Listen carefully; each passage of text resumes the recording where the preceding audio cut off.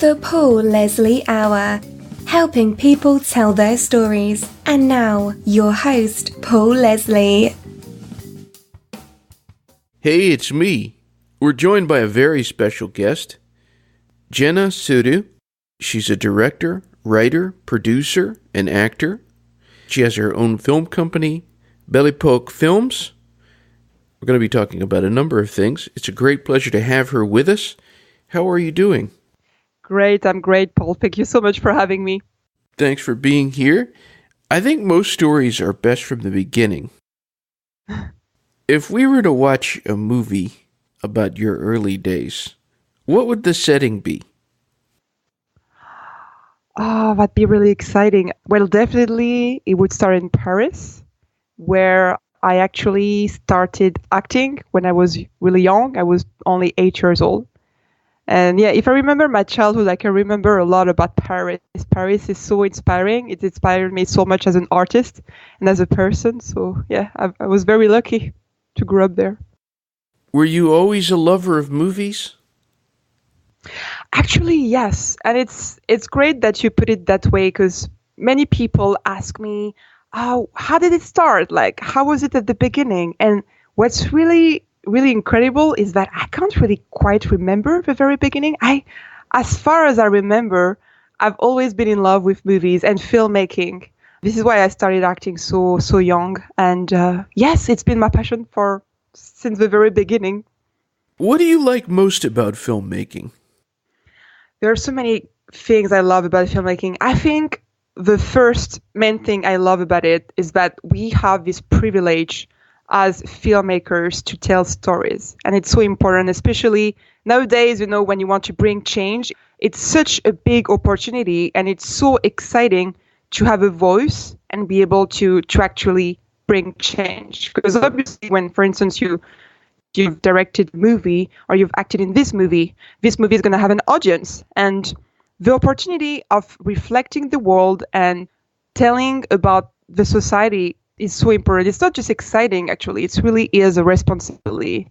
This is why L'Âge d'Or, the main story about L'Âge d'Or is about those two artists, a producer and a French actress, who meet in Paris, and they are just fed up with this world in the 60s that they don't like, and they decide to bring change. And the story is all about that. And it's a tribute to artists and people in general who make sacrifices to bring change in this world that just doesn't work for them.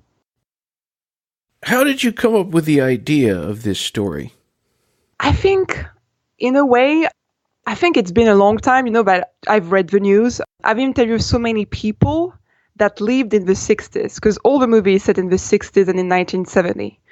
And so I've always loved history, so I've always loved to hear about how it was in the past, because I think it's really important to know what happened before and to keep a memory of it. And I felt a really incredible connection with the people from back then.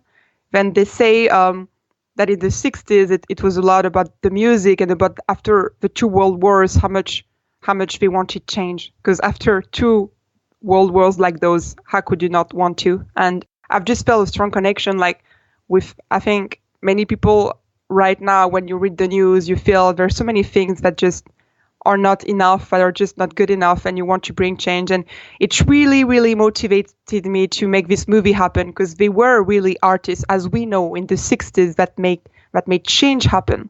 We obviously know the Paris riot, it's in May 68. And then there was also obviously Woodstock. And so many events in that time, there were so many violences, because people were just wanted it different. They just didn't want it to happen all over again. And it really gave me the motivation to pay tribute to those artists that did make this big achievement of bringing change when it was really needed. Would you say that there's a lot of music in this film? Oh, definitely. I would say it's not just that there's a lot of music in this film. It really is a film also about music. Coming back to, bringing change, like one of the greatest examples of how an artist can bring change. I so admire the Beatles in the 60s when they were touring in America, and they refused to play at a concert if Black people and Caucasians were separated. They wanted everyone together, because they said, you just listen to the Beatles. You cannot black, you're not white, you're not, you just like the music. And I think it's with these things and with these decisions, we obviously involve sacrifices because you have to stand up and make a choice. And some people are not going to like that, but they did it. And this is how slowly, it's the long process of making change happen. And I think that's really important. And this is why the movie could not be without the music. So the music is really important. The characters tell about it a lot because not only did so many artists in the music industry help to bring change, but also at the time, like, music was so exciting, not just talking about the Beatles, but also the Who, the Stones, Jimmy Reed, Chuck Berry, like all the greatest ones, really. And so many flew to Saint-Tropez to find inspiration at the time. Because Saint-Tropez, a lot of the movie is set there, and it's a village that's the most incredible in the world. And in the 60s, it really was a place to go as an artist to find inspiration. And the movie is also the story of those artists in the music industry and also in literature who flew there to find inspiration. And that's really exciting. I'm hoping you can tell us about the actors that are in this movie. Sure. Yeah, everyone was incredible. So the lead actor, his name is Sebastian, and he's being Sebastian in the movie, which is kind of a strange coincidence. He is being the lead character, who is this Franco-American producer. In May 1967, he decides to flee the Vietnam War. He just doesn't want to go. So he goes back in his mother's footsteps. His mother was French.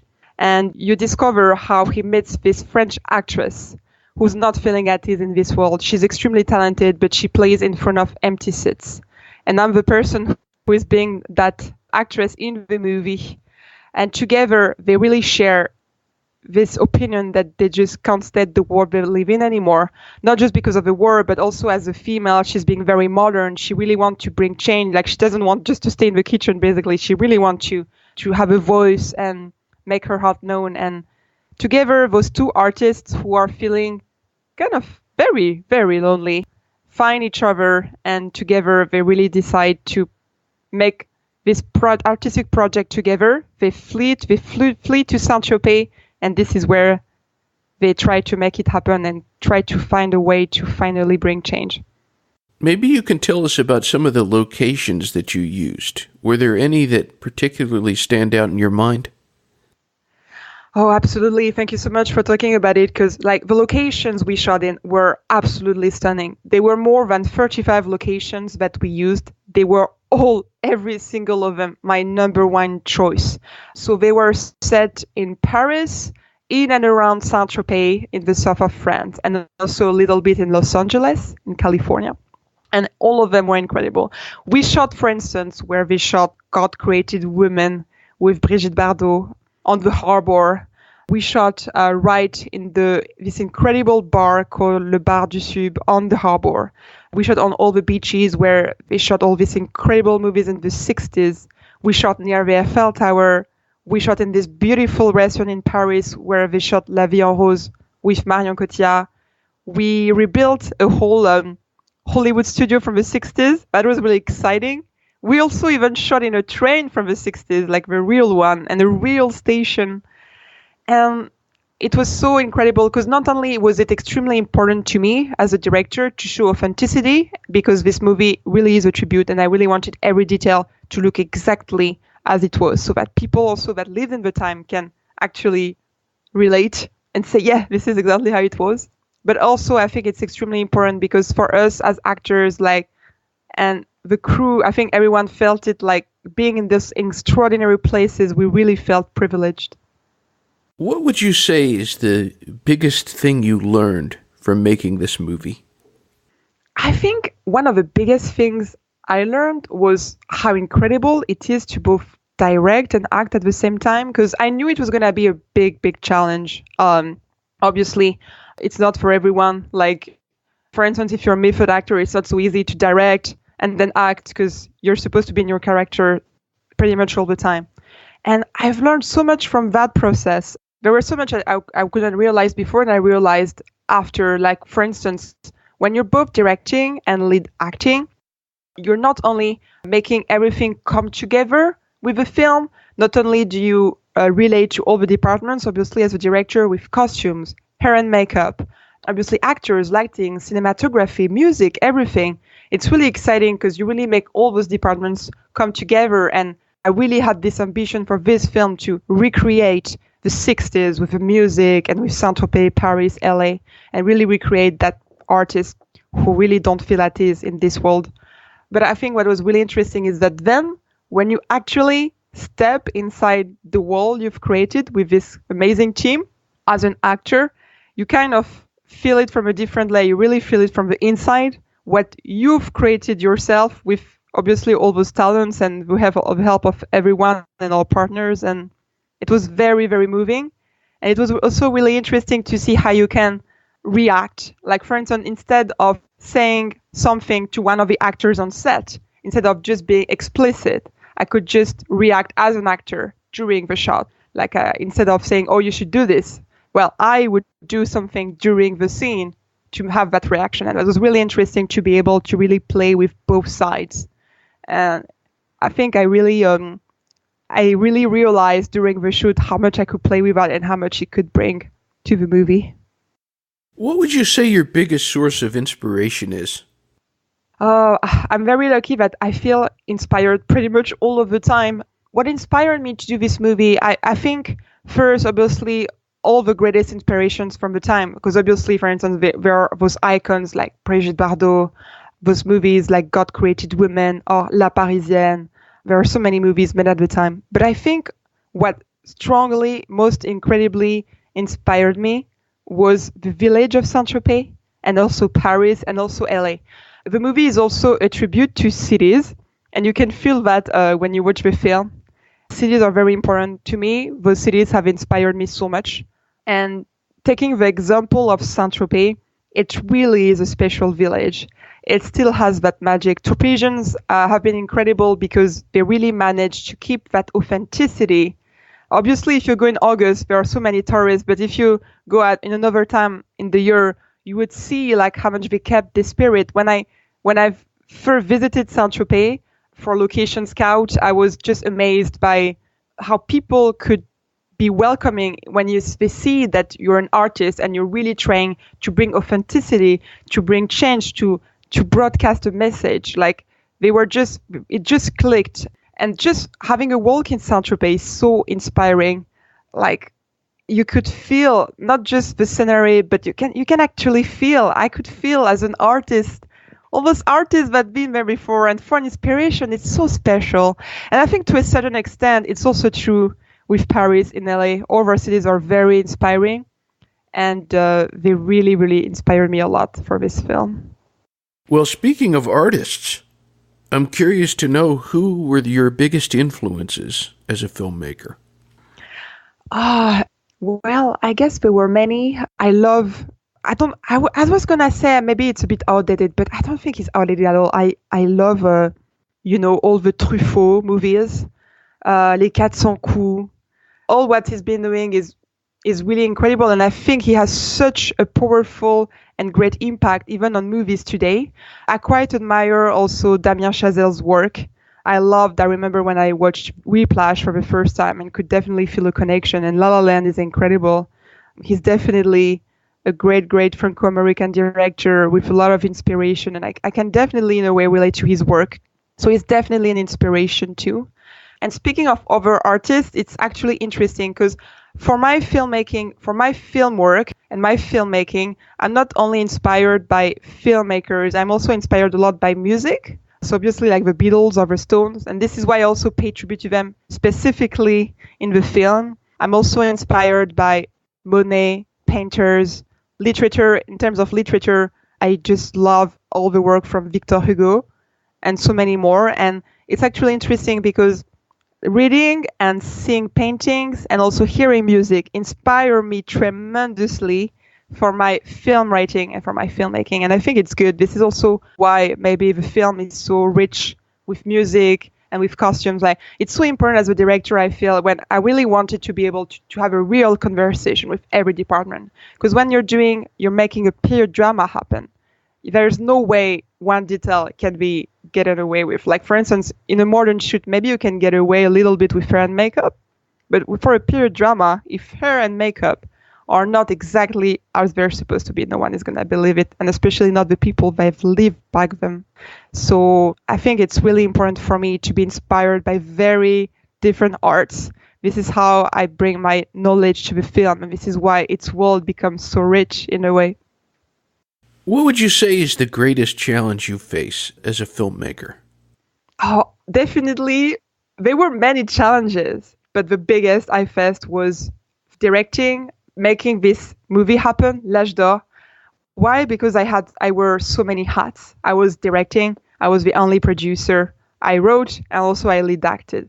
And I wanted this movie to be really ambitious, more than 35 locations, all exceptionals across France and the US. And also, being a period drama, it's quite a great challenge. There is so much you need to coordinate. For instance, the cars, and obviously the cast and crew, but also the locations and the makeup and the train and the music. Like, in a period drama, there's no way one detail will get in the way because it just won't look period anymore. And also on top of that, obviously, I just wanted everything to be very, very authentic to the times. So this is why I interviewed so many people that lived love stories back in the 60s or that knew about war or anything, just so I could understand how they think, even as an actor, of what they would wear. Like, for instance, it's hard to realize, I think, for some people today that at the time there was no texting. If you send a letter from France to the US, it would probably take about a month or even more. And so the way you think, the way you walk, the way you eat, the way you live is so different. It's a different world, and it was really exciting to live that. And I think it was definitely a big challenge because I was obviously working around so many departments, but it was also really exciting because this is when it finally comes together, you can feel how powerful it is, like how different it is, and it's very specific. All the details are here. What do you think the experience was, or the person, or the book, whatever it might be, that was your greatest learning experience that has taught you to do this work? It could be anything. What do you think has given you the greatest knowledge for you to do this work? Was it a person? What was it? Yeah, it's really interesting. I think no matter how much I've read and how much I've listened to music, how much I've researched, I think obviously it's a combination of a lot. I would say where I learned the most from my acting is definitely Los Angeles. I studied acting when I was in Paris, and then I went to Los Angeles to learn about acting. And really the teachers I had there taught me so much, and not just about acting, but also directing and producing and makeup and hair and marketing and really everything, also in an actor's perspective, but not only. And that definitely in Los Angeles, I've learned a lot and so much. And I think it's been really extremely important in my young career when I made that decision to actually become a filmmaker. So definitely Los Angeles was really important. Paris, I got a lot of inspiration from them. And maybe I would say another city that also taught me a lot was London. When I opened my company, Belle, Époque Film, as you mentioned, it's a French feature film company, but I was actually living in London. And I found quite a few movies then, shorts, features, and I learned a lot about indie filmmaking. I think in a way I like to see that I really learned a lot from those three cities. Definitely Los Angeles was extremely important in my decision, that it was my final decision. I was just gonna pursue filmmaking. Well, I know that a lot of people listening are wondering how they will be able to see this movie. Yes. Oh, yeah. Thank you so much for asking that. So we are actually right now looking through distribution. We are thinking about it. So hopefully very soon. Definitely, I would say the best way to be updated is to follow us on social media. We have an Instagram page called L'Âge d'Or Film. We're also on Facebook and Twitter, or you can also follow my account, Jenna Suru Real, because you would get updates every single week at the very least, and you would definitely be aware of where will be the first screenings. We really hope to have Q&As around the world. I'm going to go wherever in the world it takes me to spread the word of Saint-Tropez, of those artists that brought change, of Paris, of Los Angeles. I would be very happy to do Q&A anywhere. So definitely somewhere near you for sure. What is the best thing about being Jenna? Yeah, thank you very much. That's a really good question. The best thing about being me? I think I'm very lucky that whatever happens, I do feel very inspired pretty much all the time, which is really, really a big chance, because sometimes you can feel up and down, and I kind of grow my inspiration every day. So that's really exciting. And I think I'm actually very lucky that I can switch off and on so fast. This is what enabled me on this film to be both directing and acting and wear so many hats, is that I'm more of a technical actor. So I can definitely go deep into a character, and then when I actually say cut, I can really switch off and be directing, and then I can get back into my character so fast. And I realized how precious it is, because it's not for everyone really, but I'm that lucky that I can really switch off and on. I can go from a subject to the other really fast. So just from a director's perspective, that's extremely useful. But being able to actually lead act in my own feature film I'm directing, that's so ambitious. I know it's not for everyone, and it was a lot of work, but I feel extremely lucky that I can actually do that. If somebody was to find their selves in Paris, where would you say the best place to get a croissant is? I love croissant. I love warm croissant. I know what you mean, because I've done that so many times myself, It's so funny because sometimes people tell me, you must have done that so many times. But what's really incredible is that it just feels exactly as good as the very first time, really. Like warm croissant and, a cup of coffee or tea in Paris it always feels magical. So it's really interesting. It's incredible. There are so many great places in Paris. I would say definitely, we actually shot there, obviously, Montmartre. The place for artists is so inspiring. Even now you can see painters painting the most beautiful things in Montmartre, and you can see comedians, actors. Like there are so many artists there all year long, and this place is just so special. Like when you walk around Montmartre, you just feel out of this world. It's just so special, and there are so many places where you can have a croissant there, as you mentioned, with coffee or hot chocolate. It's just it just feels exactly as exciting as the first time. And I also love Saint-Michel. Saint-Michel, it's right. There is this place where many Parisians meet, because it's easy to meet there. It's right in the center of Paris, and there is this fontaine. So it's an easy spot to meet someone.